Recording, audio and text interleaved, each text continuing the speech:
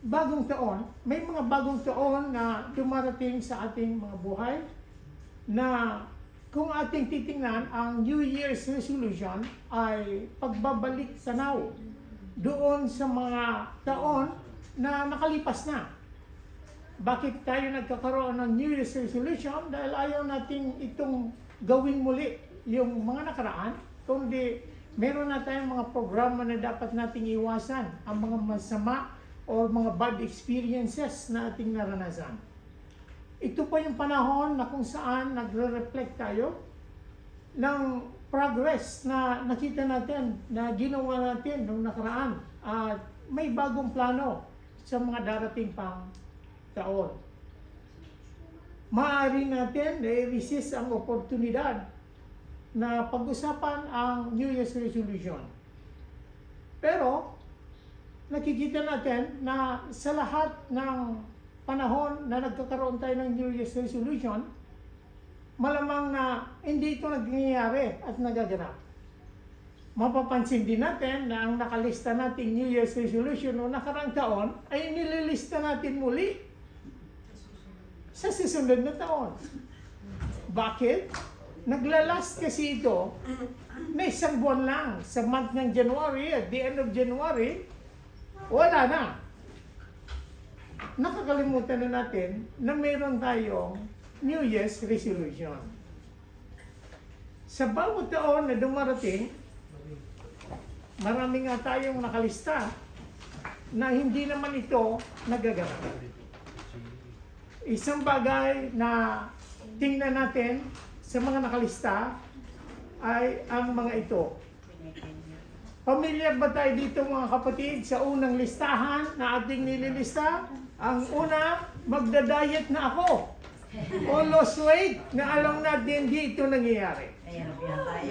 Pangalawa, mag-exercise na ako. Nangyayari ba ito? Yung iba naman, magkukwit na ng paninigarilyo. Yung iba naman, magkikwit na daw ng pag-iinom. Ang iba naman, magsisave na ng pera, pagtitipid na, at di na daw magiging gastador. Number 6, be a better person. Number 7, spend time or more time with family.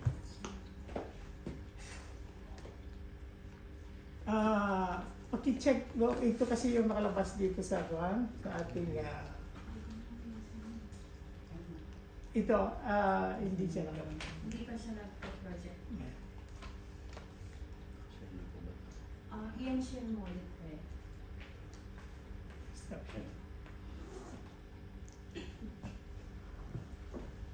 I-share mo Okay, ulit. okay na ito. Okay Okay na. na. Okay, mukhang hindi po nyo nakita yung mga lista. No? Ulitin natin. Yung 10 lista na famous, una magda-diet na daw at maglo-lose weight. Pangalawa, mag-exercise. Quit smoking kung naninigarilyo. Quit drinking kung patuloy pa rin ang umiinom. Magsisave na ng pera para makatipid at di nagastador. Number 6, be a better person. Mga famous po ito, no? Spend more time with family, be more organized, and get out of debt. Okay? And be more spiritual. So, ito ba? Sa 10 ito na pinaka-famous na listahan every New Year sa resolution, nangyayari kaya ito? Mukhang malabo pa sa mukhang malabo. Okay mga kapatid, dito po, titingnan natin. As a New Year's begin, we are reminded of the fact that we are 1 year closer to. Okay, real talk po ito mga kapatid. Alam natin na nagdagdagan ang ating mga edad lang. Pero yung ating mga buhay, nabawasan ng 1 taon. Na-realize ba natin yon? That the day of our death or the day the Lord returns, nangyari yan after every year? Na-realize ba natin that the day when we shall stand before the Lord in judgment, na mas malapit na ang 1 taon na lumipas ay mas 1 year closer na tayo ay haharap sa Panginoon? Pangatlo, that the day when He will either say, "Come you blessed of my Father, inherit the kingdom prepared for you from the foundation of the world," or, "Depart from me, you cursed, into the everlasting fire prepared for the devil and his angel." Alin kaya dito sa dalawa? sa bawat New Year na ating sineselebrate na nababawasan ang ating taon ng ating buhay dito sa mundo, handa ba tayo kung alin dito ang maririnig natin mula sa bibig ng Panginoon? Since we are one year closer to the day when our final destiny will be forever determined, let me use this opportunity. Sabi nga po, number 1, to provoke your thinking or as to how you have used this past year and to suggest some resolutions for the coming year. Kung tinamaan po tayo dito sa mga nabanggit, may resolution, may New Year's resolution na tayo bilang Kristiyano. At ito yung panahon na kinakailangan, let's wake up everyone. In the past year, may 3 bagay na kailangan natin pag-usapan. Has our relation or as our relationship with God and Christ improved? Nag-improve mga ba ito nung nakarang taon na gumawa tayo ng New Year's resolution na sinabi natin that we will be more spiritual? Have we drawn nearer to God? Mas lumapit ba ang ating relasyon? Mas lumapit at napalapit nga ba tayo sa ating Panginoong Diyos kumpara nung nakarang taon? Number 2, bearing in mind that the close relationship depends upon good communication. Okay, ito po yung una. Have we ever faithful in listening to God through His Word? Tayo ba, pag nagme-mensahe ang Panginoon sa pamamagitan ng mga message, ng mga sermon, ng preaching, tayo ba ay nakikinig? Or nagbabasa tayo ng mga mensahe doon sa Facebook? Or another year has gone by. Did we thorough the Bible this year? Sa isang buong taon ba, nakapagbuklat man lang tayo ng ating Biblia? Natanggal man lamang ba ang 1 pulgada ng alikabok doon sa cover ng ating Biblia? Real talk po mga kapatid. Maging minsan yung aking Bible, talagang minsan nabubuklat ko kasi alam naman natin at sa telephone ay nakikita ko na may alikabok na. So, pero mas iba pa rin na binabasa natin yung Bible na binubuklat natin that pag binuklat natin para tayong face to face with the Lord na nakikipag-usap. If not, sabi nga po, and especially if we never have, can we honestly say that we are taking our relationship with God seriously? Have we ever been steadfast in talking to God through prayers then? Mga kapatid, sa pagbabasa po ng Bible, the more we know God and the more we know Jesus Christ. Ang sinasabi po niya sa John 17 verse 3, Father, sabi niya, itinatagubilin tayo sa Kanya. At sinasabi niya, ito ang buhay na walang hanggan na makilala kanila bilang isang tunay na Diyos at ang iyong sinugo na si Jesucristo. Na ang ibig sabihin, makilala natin ang ating Panginoon Diyos Ama na nag-iisang Diyos na ang Panginoon Jesucristo ay nanggaling sa Kanya. Mga kapatid, Jesus Christ, how we've known hindi lamang yung Ama kundi ang ating Panginoon Jesucristo. Kung makikita nyo at this time of internet, of this technology, napakarami ang nagpapakalat na mensahe sa Facebook na ang Panginoon Jesucristo, sabi nga po, iba-ibang Kristo ang kanilang ibinabahagi.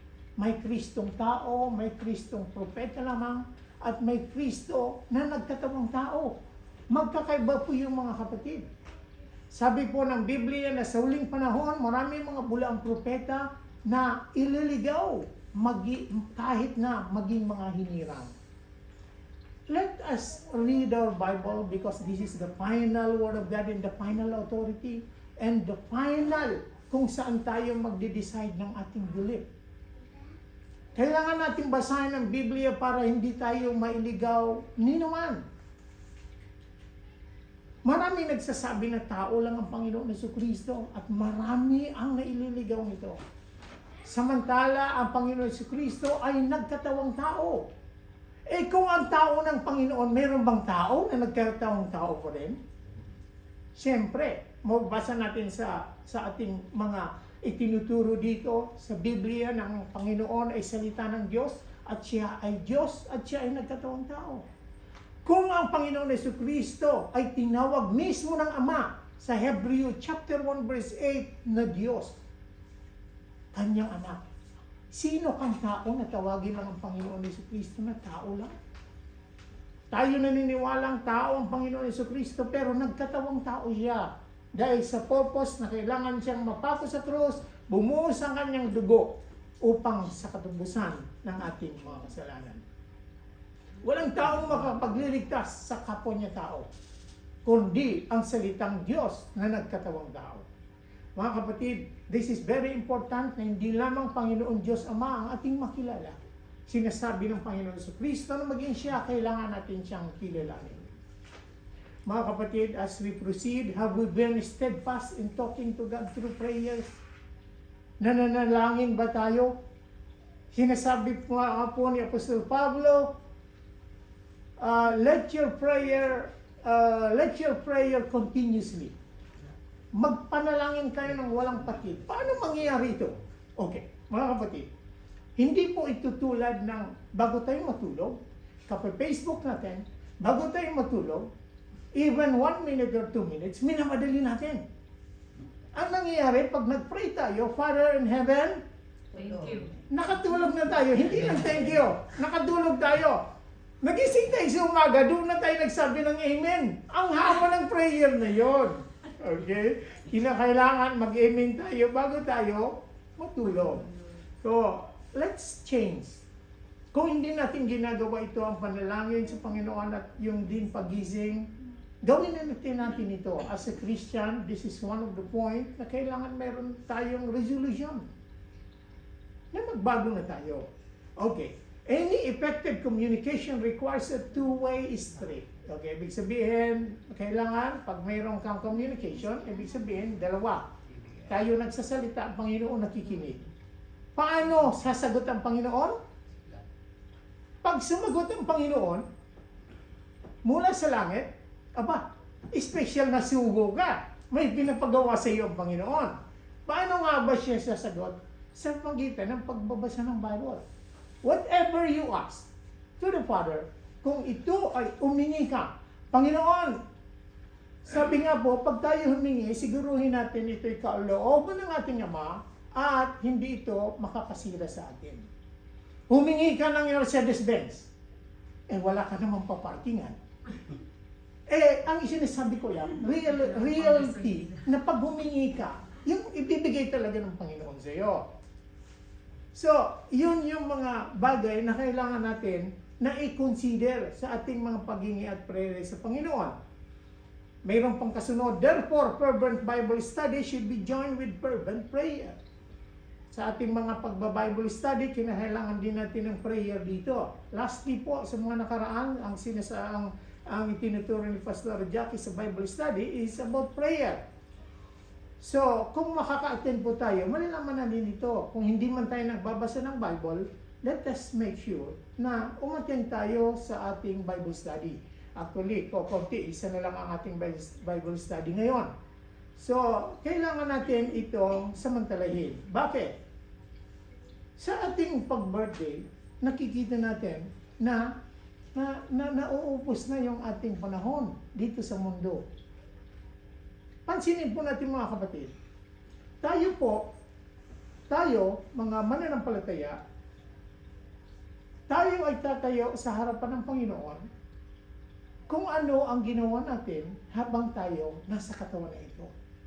Alam ba natin na si Haring Solomon na pinakamatalino na sa lahat ng tao, maliban kay Hesus Kristo, si Haring Solomon sa lahat ng kanyang pinagdaanan, nagkaligaw-ligaw na siya ng mga huli niyang araw halos.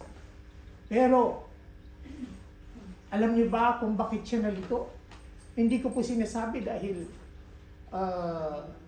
700 ang kanyang asawa at 300 ang kanyang concubine. Hindi naman siguro practical na dahil sa marami siyang naririnig na mga boses at mga bibig na maaaring nagsasalita, ay nagkalito-lito na siya. Hindi ko po ibig sabihin na yun ang mangyari. Ang ibig ko pong sabihin ay, ang katanungan nga, si Haring Solomon ba ay naligtas sapagkat nailigaw siya ng kanyang mga asawa? Kung atin pong babasahin, kasi nag-aral na po tayo, pinag-aralan natin dito noon, yung aklat ng Ecclesiastes. Na sinasabi niya na ang lahat ng bagay ay walang kabuluhan, ang lahat ng bagay na nangyayari ay paulit-ulit lamang.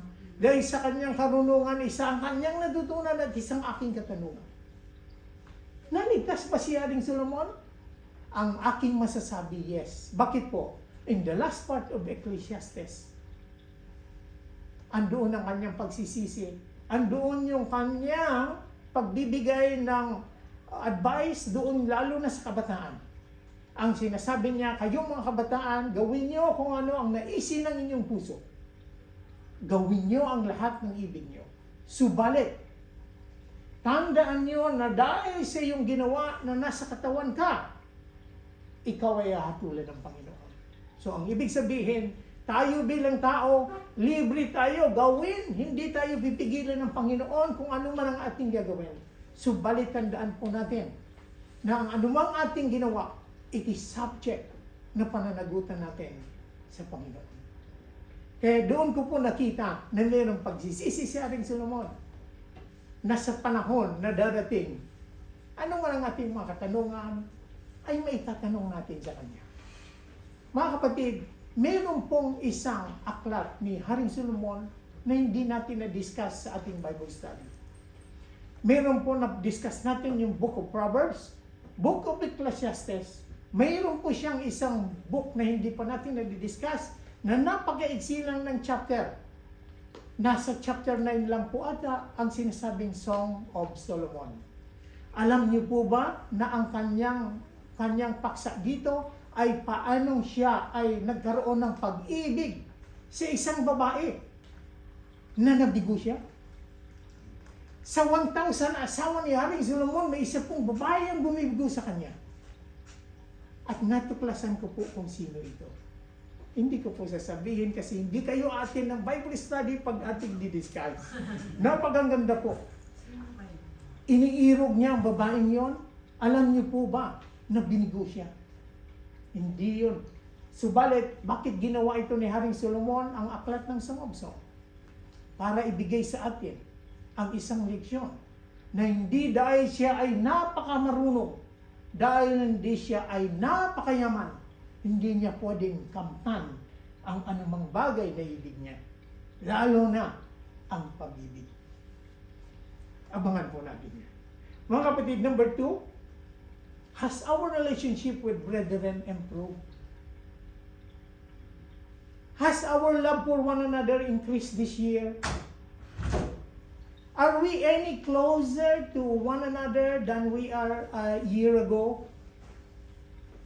Do we even know who our brethren are? Have we made the effort to know them even by name? Tayo po, maliit lang po tayo na congregation. Subalit, kung mayroon po tayo dumarating na mga bisita, huwag po nating palampasin ang oportunidad na hindi natin siya matanong. Isang malaking bagay po at maaari siyang bumalik kung ang gagawin natin ay kumustahin natin siya. Taga saan? Anong pangalan niya? Ano yung family? Kumusta yung trabaho niya?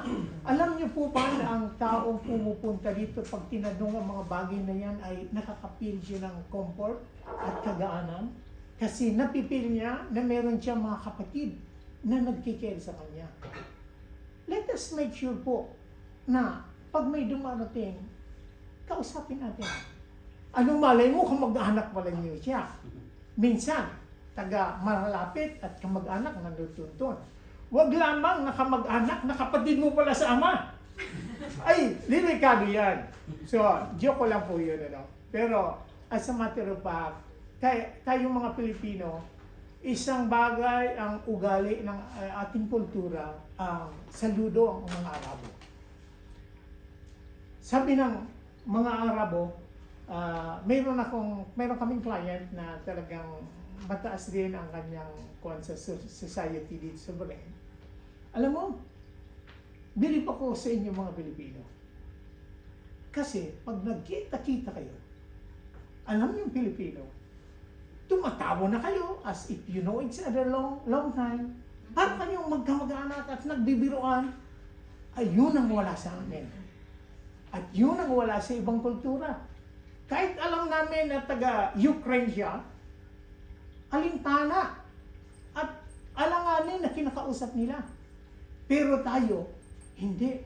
Nakita niyo yung nakakatuwang post sa Facebook, sa isang lugar na kumakain yung Pilipino, lumapit yung Pilipina, sabi niya, can I sit here? Nagkunwari siya na hindi siya Pilipino. Sabi niya, no. Tapos, I didn't understand you. Tapos nung nagsalita yung Pilipina, binisaya niya. Alam niyo ba, tinapik agad, nakatanggap siya ng tapok at tuwang-tuwa yung dalawa. Yun ang wala sa ibang kultura na meron sa ating mga Pilipino. So let's just use this culture doon sa pamilya ng ating Panginoon Diyos, lalo na sa church. Pag mayroong bago, make sure lapitan natin. Who knows, tayo pa yung magkaroon ng encouragement doon sa dumarating na ibabahagi ng mga dumarating. Alam naman natin na ang Panginoon ay nagsusugo nung long time or even today, nagsusugo siya ng mga anghel for the purpose na maraming mga purpose. Who knows, yung mga dumarating na hindi na bumabalik sometimes, yung mga dumarating at bumalik dahil nakausap natin. So, alam naman natin, nagpupunyigit at nagpupursige tayo na magbahagi ng salita ng Panginoon at mag-i-invite. So, balit, pag na-invite natin, nakarinig ng kanyang salita, hindi na sila bumalik, we did our part. Because ang mga bagay na kuwan sa isang tao ay ang Panginoon Diyos, lalo na ang Banal na Espiritu. So, ang ating gagawin lang ay magbahagi at manalangin para sa kanila. And talagang sila ay binago ng Panginoon at niloob din at ginusto nila, they will come to the family of God. Sa ating pong pagpapatuloy mga kapatid, dito na tayo sa point number 2, kung saan siguruhin natin sa atin ay mayroong pagmamahalan, mayroong concern sa bawat isa. Number 3, has our relationship with those in the world improved? Okay, doon na sa mga hindi mo nanampalataya. As people of God, we have an important responsibility toward those in the world to be positive influence, to become the salt of the earth. Alam natin yung salt is a preservative. Ginagamit ang asin noong unang panahon para i-shield ang isang agreement. Ang salt ay hindi na maaring tawaging asin kung ito ay hindi na maalat. Pero ang katotohanan, may mga asin talaga na iba-iba ang degree ng alat. Yung asin sa atin, mild ang alat, pero yung asin dito, napakaalat. Pumunta ka sa Dead Sea, baka hindi pa dumarating sa labi mo siguro, nalalasaan mo na yung alat. Na in fact, yung density ng nakikita ko lang naman sa kawan, unless i-prove ito na Buddy Joey na nakapunta na doon, na pag naligo ka daw, ay lumulutang ka at least half ng katawan mo. So, napakaganda na iba-iba. But let's go back na ang salt is a preservative na hinaling tulad tayo ng Panginoon Diyos sa mga asin. Hindi po pinag-uusapan dito na yung pawis natin ay lasang asin.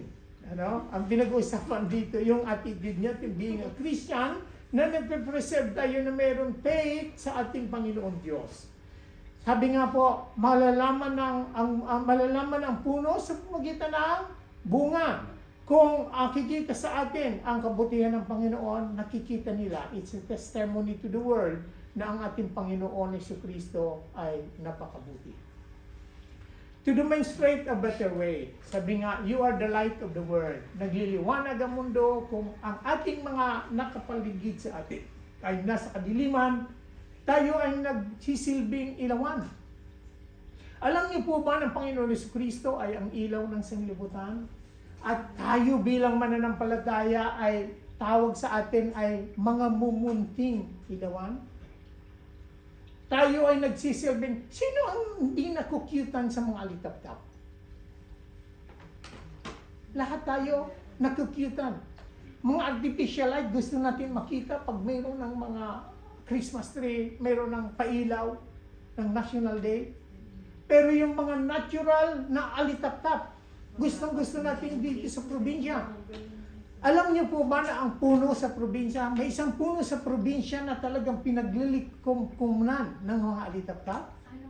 Yun yung bulak. Yung isang klase ng tayo na ginagawang unan na mayroong ganitong bunga.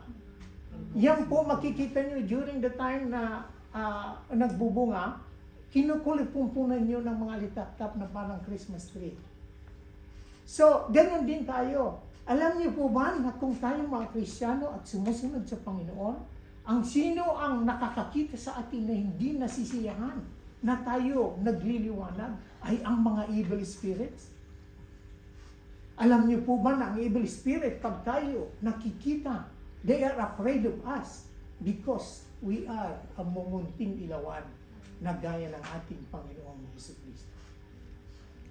Kaya po mga kapatid, tayo ay munting ilawan na kailangan nagliliwanag. Sa probinsya po, wala pang electricity ng mga panahon, ang ginagamit gasira. Yung gasira ba natin, nilalagay sa ilalim o sa ibabaw ng mesa? Ibabaw ng mesa para magliwanag ang kapaligiran. The same with us. Huwag natin isikreto na tayo ay mga Kristiyano. Baka naman yung mga kaibigan mong best friend, di pa nga alam na born again Christian ka. Kasi sabi mo, secret, hindi secret ang pagiging Kristiyano. Sinasabi po dito, kinakailangan, we are being exposed as a Christian. Have we made progress this year in developing meaningful relationship with people in the world? So light of Christ can be seen in our lives.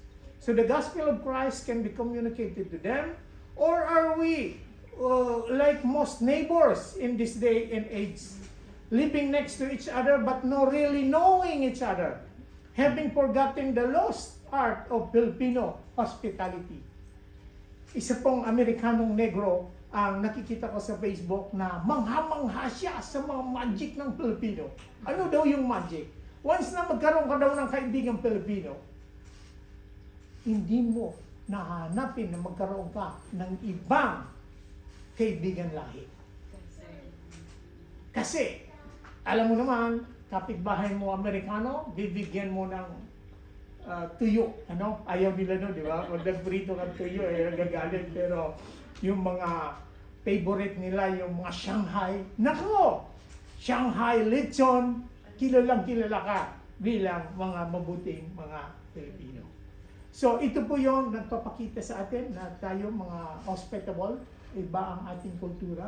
At isa pa po na maganda sa atin, kahit na yung mga ibang lahi pumunta ng Pilipinas, kahit na mga bata, nakakausap nila kasi marunong mag-Ingles. Hindi tulad sa Thailand, kahit na mga matanda na, napakahirap nilang mag-communicate.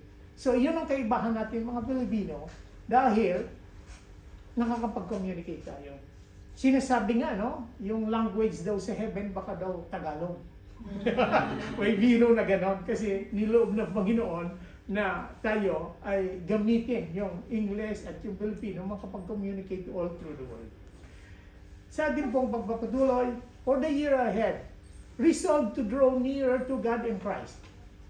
By heading a daily reading program of God's living and abiding word, read Bible this year. I encourage everyone, mga kapatid. Noong unang panahon na ako ay 17 years old, marami akong katanungan sa aking reliyon noon. Subalit, walang nakapagbigay sa akin. When I start reading the Bible, the book of Matthew, nung nakatatlong chapter ako, hindi ko talaga siya ma-absorb, maunawaan. Hindi ko alam kung bakit. But I want to get any information tungkol sa Bible. Bakit ito binabasa? Bakit sinasabi nila nakakabaliw ito?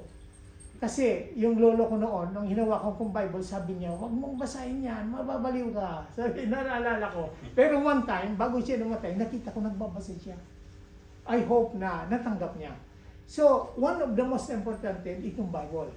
When I read the Bible, hindi ko talaga maunawaan. Pero, when I repeat reading it, at mayroong desire sa puso ko na maunawaan ito, the Holy Spirit revealed to me. Hindi ako kinausap ng Holy Spirit, but suddenly, when I read the Bible, sabi ko sa iyo, nagkaroon ako ng desire na basahin ng Bible. When I go to college, basa ko yung Bible, Tagalog yun, na ganito kakapal, black. Nakikita nila na bago ako mag-study ng aming lesson, binabasa ko ang Bible almost every night. Hanggang nakita ko na enlighten ko overall. Na ito pala yun. That God is Spirit, and He we must worship in Spirit and truth, at tanggapin mo lamang ang Panginoon Jesucristo bilang tagapagligtas, saka of course, maliligtas ka, and you belong to the Church of God. Kasi nung panahon na yon, nung ako ay, of course, I'm a Catholic by religion, I was born Catholic, nag-inquire ako sa Baptist. Kasi ayoko maligaw eh. Ba't ako alis sa Catholic? Tapos pag alis ko, mali na naman puntahan ko. Nag-inquire ako sa Baptist, kaibigan ko yung pastor, tinatanong ko, ang problema, sabi nila, kami lang ang may authority na magkaroon ng magbigay ng kaligtasan to Jesus Christ, which is wrong. Pumunta ako sa lolo, pinsan ng lola ko na saksi, ganyan din siya sabi na iba naman ako. So I was afraid. Then doon ko na-realize to being a born-again Christian is not a religion, but a relationship with God. When you read the Bible, magkakaroon ka ng relationship kasi ang qualification lang naman is to receive Jesus Christ, magsisi ka sa mga kasalanan, receive Jesus Christ in your heart as a Lord and Savior, at sundin mo ang kanyang utos, and then you belong to the family of God. Walang sinasabi doon na pumasok ka sa kawan sa pamamagitan ng bangka, na pumasok ka sa pinto, hindi nila realize na ang pinto doon ay ang Panginoon Jesucristo. Pansinin niyo mga kapatid ang mga reliyon. Pag sinabi nilang sila lang ang reliyon na mayroong kaligtasan na tinubos ng Panginoon, tanungin mo, paano ka nakapasok diyan? Pag sinabi niya na pumasok ka di ba sa pinto, hindi nila alam na ang Panginoon Jesucristo ang pinto para makapasok ka sa kawan. But us, any one of us, kahit sa ang kapalit ng mundo, tanggapin mo ang Panginoon Jesucristo sa buhay mo, sundin mo siya, you belong to the family of God, you belong to the so-called Church of God of the first century. Kaya hindi natin kailangan kung sinong grupo na nagsasabi na sila lang ang ligtas. No. Lahat tayo has the privilege or the salvation kung tatanggapin natin ang Panginoon Jesucristo at susundin natin siya. Resolve to become closer to the brethren by making it point to learn everyone's name. Everyone's name means nakikipag-communicate ka sa kanya personally. Resolve to get to know non-Christian better by having one new neighbor or co-worker in your home each month. Kung may possibility nga, no, na yung co-worker, kung okay naman, ay invite mo. Kung may ganung pagkakataon, ay ma-acknowledge at ma-appreciate niya. It is amazing how for simple hospitality and neighborly kindness can go to build meaningful relationships in which opportunities can be created to share the gospel. So lahat yan ay gagawin mo para lang magkaroon ng pagbabahagi ng salita ng Panginoon. Isang bagay po bago tayo pumunta sa conclusion. Alam niyo po ba sa pagbabahagi ng salita ng Panginoon ay iba-iba ang style? Pero kung nagbabasa ka ng Biblia, alam mo ang sinasabi ng Biblia, kahit hindi by word na memorize mo, kahit di mo memorize ang mga verses, pero alam mo ang sinasabi ng Biblia, alam mo ba na ikaw ay makakapagbahagi ng salita ng Panginoon? Example, ang pangalan mo ay, example, Jocelyn. Okay? Josephine. Huwag kang mag-alala, Sister Josie. Walang ipinakilalang Jocelyn sa akin si brother, no? Josephine. Medyo nagkakaedad lang ako. Okay, Josephine. Alam mo ba sa pamagitan, kung na-meet kita, kung na-meet natin siya sa isang pagkakataon, alam mo ba na ang door na i-open mo ang gospel ay sa pamamagitan ng kanyang pangalan? Josephine. Alam mo ba na ang lalaking Josephine ay Joseph? It's either dalawang Joseph ang inyong bibigyan ng opening para ma-open mo ang gospel. Number 1, Joseph the dreamer na ginamit ng Panginoon. But the most is Joseph, the father of Jesus. Alam mo ba na si Joseph ay ang father ni Jesus, na kung saan siya ay tinawag ng Panginoon, bagamat carnally ay hindi siya related, pero tinanggap siya and he is very obedient. At si Jesus kasi ay sinabi na siyang ganito, blah blah blah blah, hanggang napunta ka na sa gospel. Hanggang napunta ka na sa kamatayan ng Panginoon. This is one of the way. Mayroon din mga pagkakataon na marami talagang okay. Example ko si Mrs. ko Dali. Oh, pangalan mo pala Dalisa, Alimbawa ko, pero nung na-meet kami, hindi ko naman tinanong kung ano talagang pangalan niya, So nangyari na lang na nagkakilala. Dalisay. Alam mo ba ang English is pure? Pag sinabi mong pure, alam mo ba na si Mary, tinawag ng Panginoon, at siya naging anak niya ang Panginoon Jesucristo because she is pure? So may mga pagkakataon sa pangalan lang ng nakilala natin, ay i-divert mo ang gospel doon sa kanyang pangalan. Okay, mga kapatid, sa ating pagpapatuloy at tumungon tayo sa ating conclusion, these resolutions may sound simplistic, but if implemented, they go a long way to producing the kind of lifestyle that is becoming of Christians, to increase closer relationship with God, our brethren, and the lost. That will bless our lives and be a blessing to the church in our community. To make a clearer conscience next year at this time. Kaya kung magkakaroon tayo mga Kristiyano, magkaroon tayo ng New Year's resolution, make sure it leads to God and we make it closer to Him. Yun naman talaga ang focus natin, to imitate Christ and to go closer and closer and to know Him better. Yun talaga ang ating focus as a Christian. So, okay lang na magkaroon ng New Year's resolution ng mga Christian as long as this is related to become a mature Christian. Related to spirituality. Okay, next po, to increasing closer relationship with God, our brethren, and the lost will bless our life. Andun po mapupulfill yung dalawang pinaka-greatest commandment ng Panginoon. Love the Lord your God with all your heart, with all your mind, and with all your strength. Pag ginawa natin ito, ang ating New Year's resolution to become closer with God, natupad natin ang unang utos. Ang pangalawang utos is to love our neighbor, which is, kailangan hindi lang yung neighbor natin ng mga kapatid, but also to reach the other non-believers. Okay, and most of all, it will be a blessing to the church kasi dadami tayo. Alam niyo bang kasabihan natin ng mga Pilipino, the more the merrier? Hindi naman sinasabi na malungkot tayo dahil kokonti tayo. Okay? Kung sa ibang churches po, mas mainam mag-alaga daw ng 10 baka kaysa mag-alaga ka ng 50 tao. Or, no, sorry, reverse. 50 baka kaysa sa 30 tao. Pero kung tayo lahat, mga mananampalataya, and we're dedicated to study and to know God, it will be easier for us. Kasi ang sabi ng Panginoon, kailangan magpasan tayo ng bigat ng bawat isa. Especially doon sa work ng ating Panginoon. And we know that the work to our Lord is not in vain. Sa ating pong challenge mga kapatid, ito, medyo marami. Pero tingnan natin. Challenge. Basahin natin at tingnan natin sabay-sabay. Number 1, our hope is not on the new year, but in the one who makes all things new. Okay, basahin natin mga kapatid, Let's wake up and read. Ulitin natin. Our hope is on the new year, but in the one who makes all things new. Revelation 21 verse 5, it says, and he who was seated on the throne said, behold, I am making all things new. You just need Christ in your life. Make Christ-centered resolution.